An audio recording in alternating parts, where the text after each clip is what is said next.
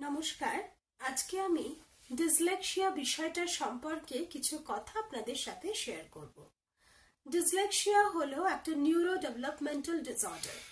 So neuro developmental disorder কি সেই সম্পর্কে বলছি। তার আগে এই যে ডিসলেক্সিয়া সম্পর্কে কিছুটা ডিসলেক্সিয়া শব্দটা অর্থ কি সেটা আগে বলা যাক। ডিস শব্দের অর্থ হচ্ছে প্রবলেম বা বাধা, আর লেক্সিয়া শব্দের অর্থ হচ্ছে ওয়ার্ড, মানে ডিফিকাল্টি উইথ ওয়ার্ড। অ্যাকচুয়ালি ডিসলেক্সিয়ার ক্ষেত্রে কি হয় না, বাচ্চার পড়ার ক্ষেত্রে অর্থাৎ রিডিং এর ক্ষেত্রে কিন্তু তার প্রবলেম হয়। ওকে, এবার রিডিংটা আমরা করি কি করে, যখন আমরা একটা জিনিসের একটা ওয়ার্ডের আর কি স্পেলিং করি। তো স্পেলিং করতে গেলে কি হয় না, আমাদের প্রত্যেকটা সিলেবলকে সাউন্ডগুলোকে বুঝতে হয়, সাউন্ডগুলোকে বুঝে নিয়ে প্রসেস করে নিয়ে ব্লেন্ড করে নিয়ে আমি ওয়ার্ডটা বলি, তাই তো। ধরুন আমি বলছি যে ব্যাট, তাহলে বি এর সাউন্ড ব, অ্যা, ট, তাহলে এই যে তিনটে সাউন্ডকে একসাথে করে নিয়ে হলো ব্যাট। আবার যদি বলি স্যাট, স, অ্যা, ট, তাহলে এই যে এই তিনটে সাউন্ডকে একসাথে করে নিয়ে স্যাট হচ্ছে, ব্যাট হচ্ছে, এই প্রসেসের ক্ষেত্রে কিন্তু বাচ্চার অসুবিধা হচ্ছে, যার জন্য কি হচ্ছে না, সে রিডিং পড়তে কিন্তু তার অসুবিধা হচ্ছে। সো ডিসলেক্সিয়া বিষয়টা হচ্ছে কিন্তু অ্যাকচুয়ালি ডিসলেক্সিয়া হচ্ছে রিডিং ডিসেবিলিটি। আচ্ছা, এইবারে এই ডিসলেক্সিয়া, ডিসক্যালকুলিয়া, ডিসগ্রাফিয়া, ডিসপ্র্যাক্সিয়া, এগুলো যেগুলো সব আছে সবই হচ্ছে কিন্তু স্পেসিফিক লার্নিং ডিসেবিলিটির আন্ডারে। ডিসলেক্সিয়া যাদের আছে তার এটা কিন্তু থ্রু আউট দ্য লাইফ থাকবে, বাট ইট ইজ ম্যানেজেবল, খুব ভালো এটাকে ম্যানেজ করা যায়। ওকে, তো কিভাবে এটা হয় সেই সম্পর্কে আজকে একটু বলবো। আচ্ছা, এই যে বললাম যে ডিসলেক্সিয়ার ক্ষেত্রে কি হচ্ছে যে স্পেসিফিক লার্নিং ডিসেবিলিটির মধ্যে ডিসলেক্সিয়া একটা, যেখানে রিডিং রিলেটেড অসুবিধা হয়। যদি রাইটিং রিলেটেড অসুবিধা হয় তখন সেটাকে আমরা বলি ডিসগ্রাফিয়া, আর যদি ক্যালকুলেশন রিলেটেড অসুবিধা হয় তখন সেটাকে আমরা বলি হচ্ছে ডিসক্যালকুলিয়া। ওকে, তো এই যে এইগুলো সবই হচ্ছে কি না আমার লার্নিং ডিফিকাল্টি, পড়াশোনার ক্ষেত্রে অসুবিধা হয়। ডিসলেক্সিয়ার ক্ষেত্রে কি হয় না, বাচ্চাটি রিডিং এ অসুবিধা হচ্ছে, তার মানে কিন্তু এটা নয় যে বাচ্চা পড়তে পারছে না বা পড়তে পারবে না, বা ওই যে অনেক সময় আমরা বলি না ওর মাথায় কিছু নেই, ওর পড়তে পারে না, ওর পড়াশোনা হবে না, এগুলো কিন্তু একটা কথাও কারেক্ট নয়।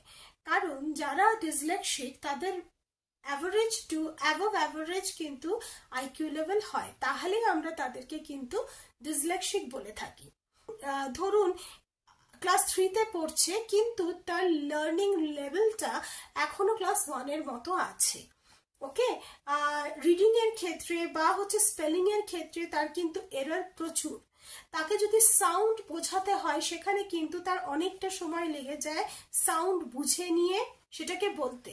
ধরুন ক্যাট, ব্যাট, ম্যাট, স্যাট, র্যাট, এগুলো সবই রাইমিং ওয়ার্ড। সো এগুলো কিন্তু একটা স্পেলিং দুটো স্পেলিং করলে থার্ডের, ফোর্থে, ফিফথেরটা খুব সহজে শিখে যেতে পারে।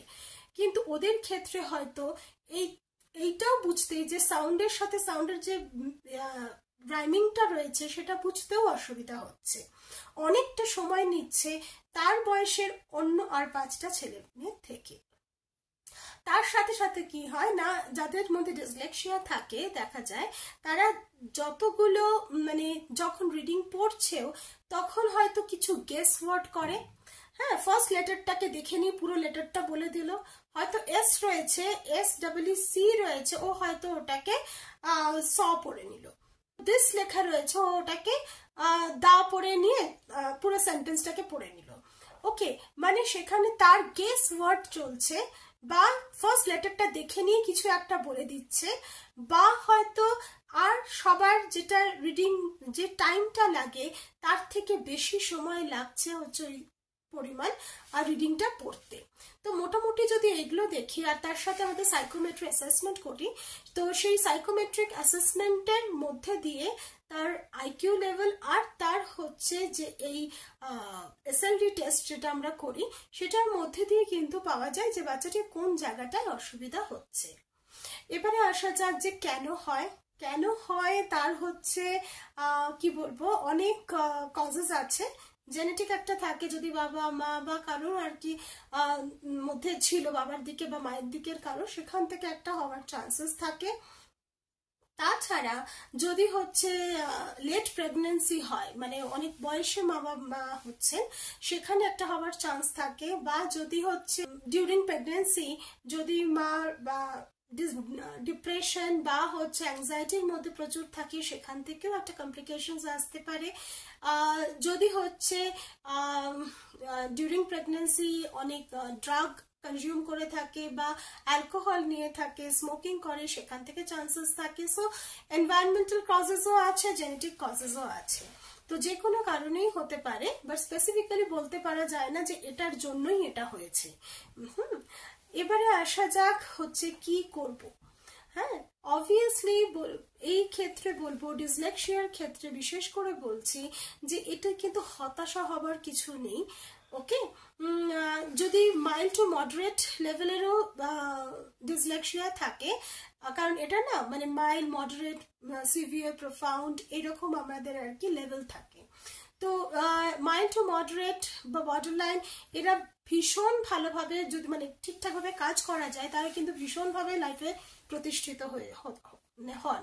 হ্যাঁ, তো এটা নিয়ে দুশ্চিন্তা করার কিছু নেই, কিন্তু মোরাল সাপোর্টটা ভীষণ ইম্পর্টেন্ট। এই ভুলভাল কথা বলা বাচ্চাকে তোমার দ্বারা কিছু হবে না, তুমি মাথায় কিছু নেই বা ডাফার হোয়াটএভার, হ্যাঁ, যে আমরা ভুলভাল কথা বলে তার যে মোরাল বা সেলফ এস্টিমটাকে আমরা যে ভেঙে দুমড়ে মুচড়ে দিই, সেই কাজটি যদি আমরা না করি, তাহলে কিন্তু উইথ প্রপার গাইডেন্সের মধ্যে obviously special education is required for dyslexia.